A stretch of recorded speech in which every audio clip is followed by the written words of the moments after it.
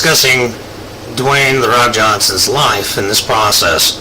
Three main points are going to be the beginning stages of his life, the middle stages of his life, and the life that we know currently, and how they pertain to us. In the beginning stages of his life, Rocky Johnson and Atamaya Avea were in love with each other and had a son in 1972 named Dwayne Johnson. Now, his grandfather, High Chief Peter Maivia, did not approve of this. From fast forwarding to his time in Hawaii, at the age of 14, they were evicted from their home. Now, a lot of people have felt like they've been displaced from their home throughout their lives. Some of them might actually have been evicted. By the time he was 17, he was arrested 9 different times for being part of a theft ring, and actually was kicked out of Hawaii. They moved around, just like myself. As a military child, before I joined the military myself, I moved around a lot. So I can understand never feeling like you have a place to call your own. They finally settled in Philadelphia.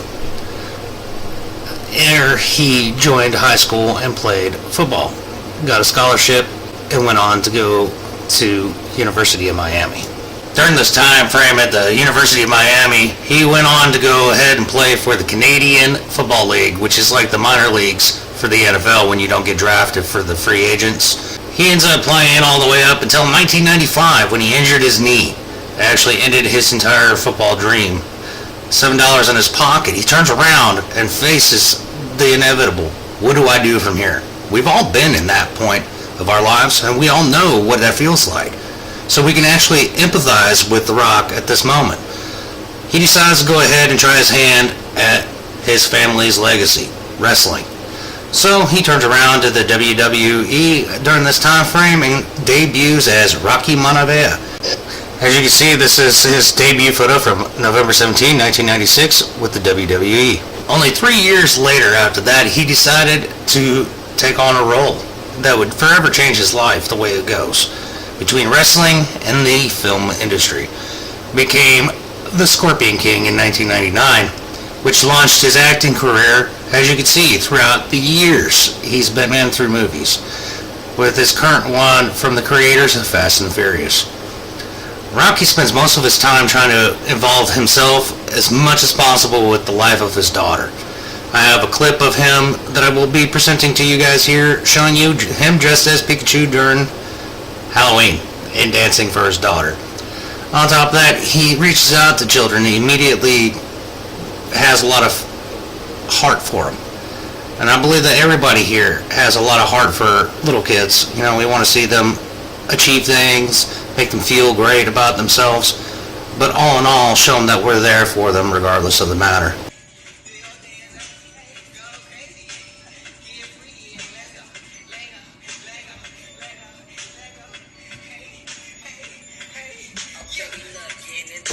Like you saw him dancing for Jasmine during Halloween dressed as Pikachu, and tells you that's just what daddies do. And now he's allowing Kaya, a person's child from the set, think that she's pulling the plane from Jumanji. Now, as you can see, we went over our 3 main points, which is a little bit about his life in the beginning that you didn't know, from his grandfather not approving of his mom and dad's relationship, to him being arrested at least 9 times and being kicked out of Hawaii and moving around a lot, to his high school to college career, playing football for the Canadian League from 1990 to 1995, and then from 96 debuting in the WWE, and then inevitably getting his role in acting, and breakthrough role actually, in 1999 as Scorpion King. Everything that he does, everything that he has been nothing but for his family and for himself. He really doesn't think much of himself as much as he thinks of his family. And I think that we all can take that away. When it comes down to family, family means everything to a lot of people. For me personally, it means a lot. I will do anything. I will starve. I will break my back. I will protect my family at every means, at every venture. So I thank you today for coming to visit with me and listening to what I had to say. What this also helps me do, and again, it works for me, is at some point, you gotta be fucking tired of not being number one. You have to be, and you gotta fucking play angry. And I play angry. Now, I'm cool and calm with my approach. And when I step out on my field, which is a set or, you know, like there's some, and you're always gonna have haters, and haters are like, well, God damn, man, how many movies are you gonna make, or how much shit are you gonna do? Like, you do a lot of shit. I say, yes, it's my ambition. Of course, why not? I could do it. Yeah, I love what I do. And not only that, but in what world do we not work every day?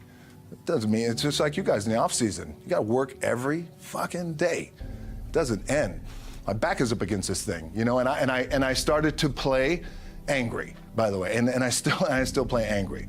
My last match, Brock Lesnar, transitioned, and I realized if I had to be great at something, I wanted to be great in this world of Hollywood and movie making and producing and entertainment, I had to commit, and like you guys have to commit. Obviously, you commit to something, commit to the goal.